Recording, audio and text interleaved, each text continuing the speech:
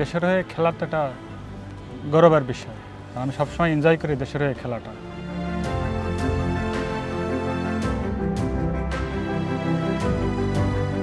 ভালো লাগার হলে আমি টি-20টা খুব এনজয় করি, তখন এই ফরম্যাটটা বেশি প্রেশার, এই কারণে আমার মনে হয় ভালো লাগে। আমি প্রেশারটাও অনেক এনজয় করি।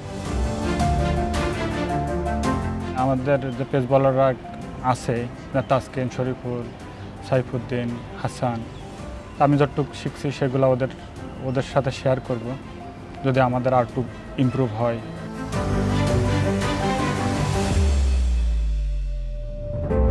না, এটা আমার একসময় খুব রান আপের আপনার সমস্যা ছিল, যে আমি বোলিং করলেই আমার ওভার স্টেপ হইতো।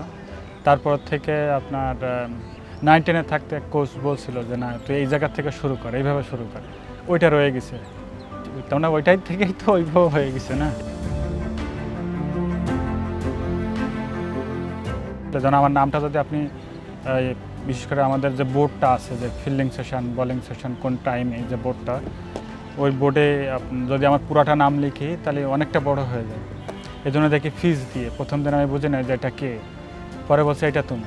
তারপরে থেকে তারপরে আমি IPL-এ খেলতে গেছিলাম 16-এ, ওখানেও যে ফিজটা পপুলার হয়েছে, তারপরে থেকে চলতে আছে। ভালো করার তো শেষ নাই, চেষ্টা করব যেন পিছিয়ে যাগুলো করছি তার থেকে যেন আরও ভালো করতে পারি।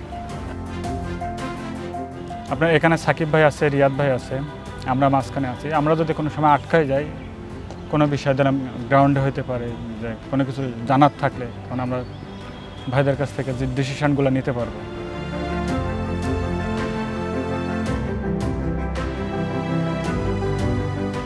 না, আমার সবসময় যেন আমি যে জায়গায় খেলি না কেন, আমাদের দেশের পতাকা থাকলে তো এমনি আমার না, শুধু আমাদের সবারই ভালো লাগার বিষয়, আর ভালো লাগেই। আমার কাছে মনে হয় যেটা একটা বড় প্লেয়ার যে সময় হয়, বড় ইভেন্টগুলো জিতে, একটা বড় ট্রফি যেতে, সে সময় বড় প্লেয়ার বলা হয়।